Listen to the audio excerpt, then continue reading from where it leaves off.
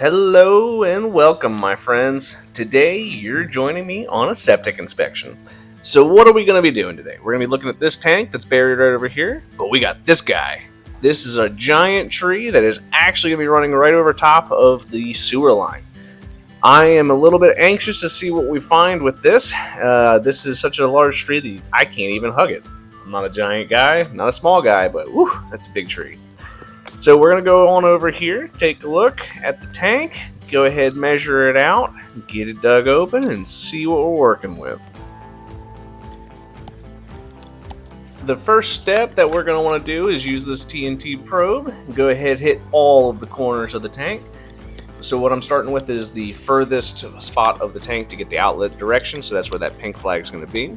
The next step is then we're going to find the edges. Once we get all of the edges figured out, now we're going to be able to figure out where the lid is. So I don't know about your area, but in our area, all of the lids are going to be in the middle, right? And most of the septic systems are going to have 2 lids. Sometimes you get 3. In this particular circumstance and in this area, most of the tanks are going to have 2 lids that are small on the front and the back, and then there's going to be a big manhole size lid in the middle. Modern septic systems in this area will have 2 large manhole lids, front and back, of the septic systems, with sometimes a little 6x6 or 4x4 porthole in the middle for the middle baffle, right?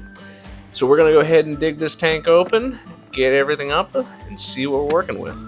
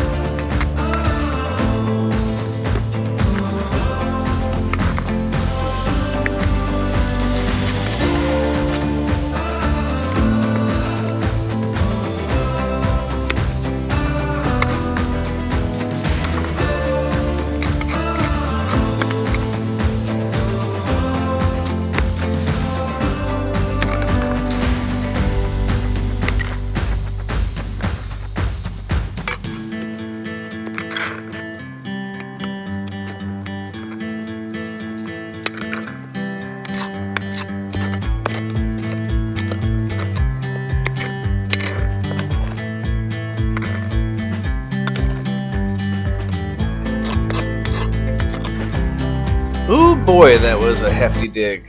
But we got the lid fully exposed, as you can see right over here. We got ourselves a nice little 12x12 paver style lid. Unfortunately, we're unlucky. The handle is gone. So what I'm going to do here is we're actually going to get the last little bit of the dirt out of the hole, and then we're going to use my favorite little tool. So it's called a molding puller by Estwing, and basically what it is designed to remove the crown molding or the baseboard molding in your house. But it fits perfectly in the sides between the tank wall and the lid. So I've got a flathead screwdriver in this molding puller, and what I'm doing is I'm basically using the molding puller to lift the lid a little bit, stick the screwdriver in there, and then just slowly wiggle the lid up until eventually I can fit my hand underneath there and pull the thing out. These lids aren't super heavy. They're probably maybe 8 pounds, 10 pounds at most. They're not that bad. So get that off, take a look, and we see that we have a nice PVC baffle. All right, so we have the rear of the tank open. The reason why is we're going to figure out what the back line looks like and where it's going. But in short, what we're working with today is we got a 1,000-gallon tank right here. This is going to be where the manhole riser is going to be. And we got a big old tree right over by the house, right? So we have an access point in the home that we're going to run the camera through just to verify that the pipe that runs underneath of it to the tank looks pretty. There's no roots in there, hopefully. We'll see in a few minutes. They have the riser buried. That's how they're going to pump out the tank from time to time. I usually recommend put these to grade. It's just below the surface, but it will add additional cost to your pumping if you have to have the pumper dig the hole. We're opening this up so that way I can see into the tank as well as inspect the pipe leaving the tank. During inspections, it's a good idea to make sure that somebody digs up the lid on the rear. They check that the baffle which is right here, is still in place and all looks pretty good. So next I'm going to grab my camera, we'll toss it out, see where the distribution box is hiding. It's going to be somewhere back here. And then after that, we'll take a look, see what kind of absorption system we're working with. See you in a few seconds.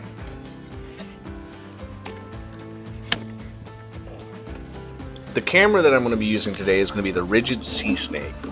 So this is the camera that we use, and it seems to be the most durable. Unfortunately, it is expensive, and it is expensive to repair. We're going to go ahead and toss this big guy right on through the back line and see what we're working with. The goal of using this camera is not necessarily to look at the pipes right now, but we're mostly being exploratory to figure out where are things going. And then if we need to, let's go ahead and dig up the box, and then we run the camera all in one go. So I've already tossed the camera through, and we've hit something that I believe to be the distribution box. So the next step, what we're going to do is we're actually going to grab the locator. On the end of the camera head, there's actually a little tiny transponder that'll send up a little radio signal, and our locator is able to pick up that sound, right? And what it'll do is it'll tell me where's that pipe direction, and then also it'll tell me how deep is it. Right? So that little noise we hear, that's our locator. So we're looking for those little balls that we see on the left. So we went up a little bit too far. We want to center right on it. We see those lines are telling us the pipe direction. Whoop, we're going the wrong way. Let's go back towards the tank. So we line up once more, and then we're going to be walking slowly towards the tank. So once we get 2 balls up top and 2 on the sides, that'll mean that we're dead center on where the camera's at. So as we look, the signal's giving me a little bit of trouble, but we're finally able to get all 4 of those balls to show up. So our camera's right there, roughly about 2.5 feet. You got to take into mind that the box is going to have a little bit of height to it, so the camera is going to, or the camera head is going to show that it's deeper than it actually is. So the next step, what we're going to do is we're actually going to go ahead and grab our probe. In the same way that we probed out the septic tank, we're going to want to make sure that we also probe out the distribution box. So what I'm doing right now with the probe is I'm just being exploratory to see, is this actually where the distribution box is? Sometimes you can get unlucky and miss, right? Like I did on that first go. So the first probe I missed, second probe I hit, so now we know we're in the right spot, and then we're going to go ahead and measure out all 4 of the edges. Generally in our area, these distribution boxes are going to be rectangular in shape. Sometimes they're circular, sometimes they're hexagonal, but this one's rectangular. So while we measure that out, what we're going to be doing is introducing a little bit of water. This is what we refer to as a hydraulic load test. The reason we want to do this is to make sure that the water is exiting the tank correctly, and it's also going into the drain fields correctly.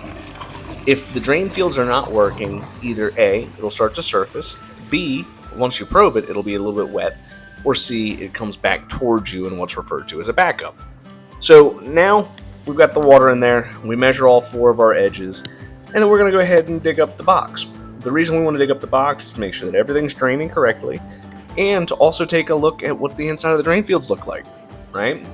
If you're buying a house, it's a good idea to try your best to collect as much information as you can. The best way to get more information is to physically open everything up, toss a camera through, see what it's doing. You're also going to make sure that you introduce water to make sure it's draining correctly for the stuff that you can't see, right? So we're going to go ahead and dig this up, and I will see you on the other side.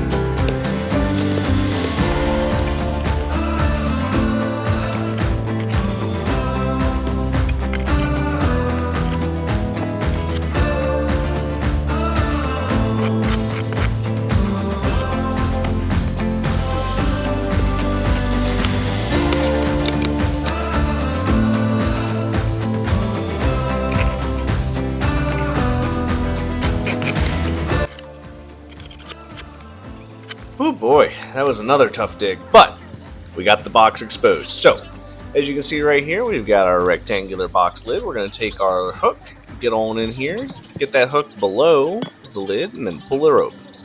This is a lovely rainy day, which kind of sucks. Digging holes in the rain is not super fun. But we have the box exposed. And of course, as soon as I get ready to go grab the camera, the lid falls over on me. So we're going to go ahead and pull it right back up again.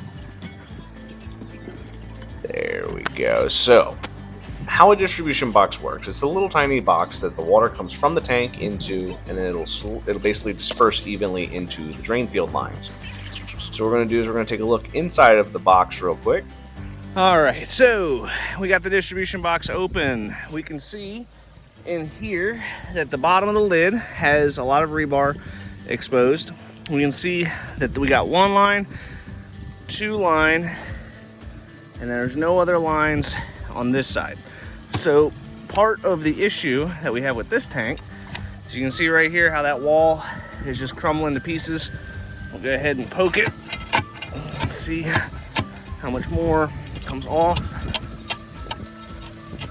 So you can see here the probe's just going right through the side of the distribution box. So that shows us that the distribution box has reached the end of its life, and it's going to be about time for them to go ahead and replace it. So next, what we're going to do is we're going to go ahead and see, is that big guy right over there causing any issues on the sewer line to the tank? And then we're going to take a look and see what the sewer pipes over here look like in the distribution box to the drain fields. Be right back. All right, now we've taken the camera inside the house and we're looking at this here clean out. So most homes are going to have something similar to this in the utility room. This is going to be your sewer access cap. If your house doesn't have one, it does. It's probably behind the wall, right? Most sewer lines are going to get a clog at some point in their lifespan, so a lot of installers are going to put a clean out in the home and outside of the foundation. So as we can see here, we're running through the sewer line. We're going right to the septic tank and underneath of that tree. So we got good old cast iron pipe in the ground. This type of pipe was generally used in our area prior to PVC. So pretty much anything up to the mid 80s would probably be cast iron.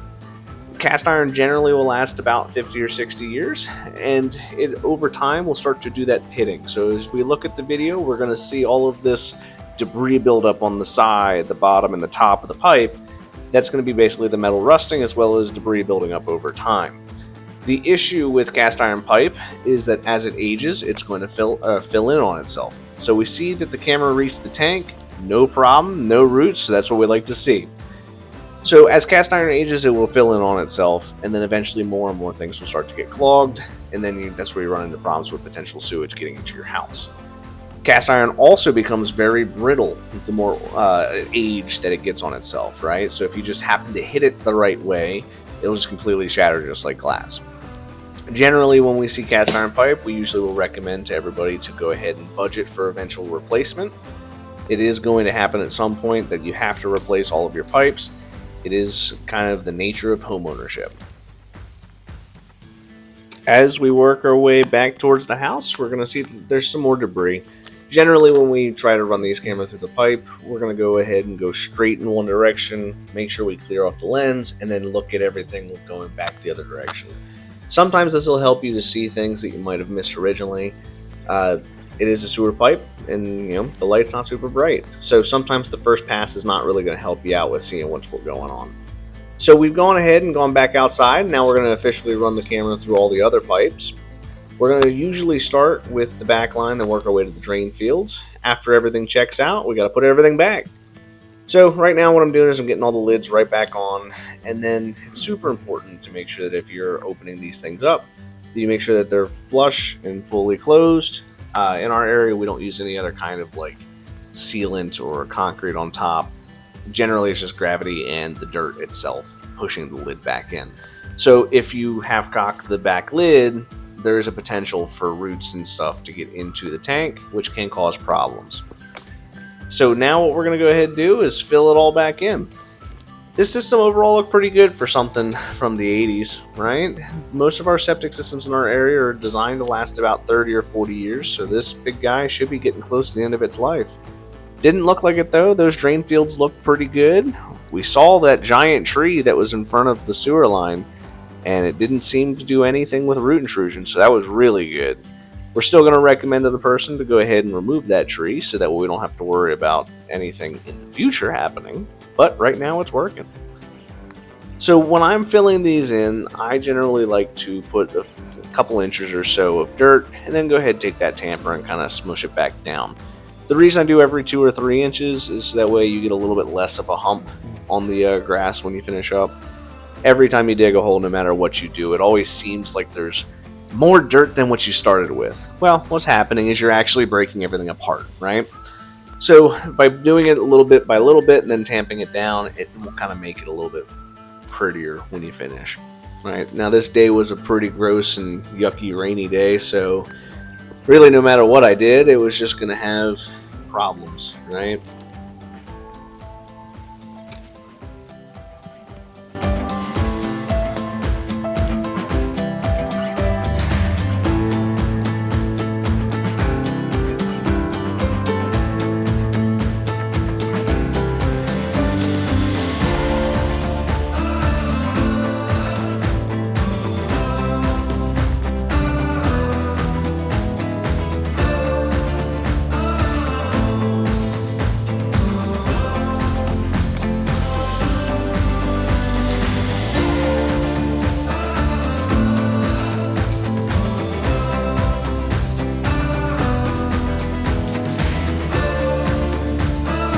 Now that we're all finished up, this is what we're looking like. So I think that the sod for the septic tank went back on a lot better. As you can see right over here, that's where the middle of the tank was, that's where the back of the tank is, and that's the distribution box. This rain certainly didn't help me out, but I'm glad that tree didn't cause us any problems. If you enjoy content like this, please make sure you hit that like and subscribe button. I have more things posted in the world of well and septic every day. If you have anything you want me to cover, please leave a comment below. Till next time, guys.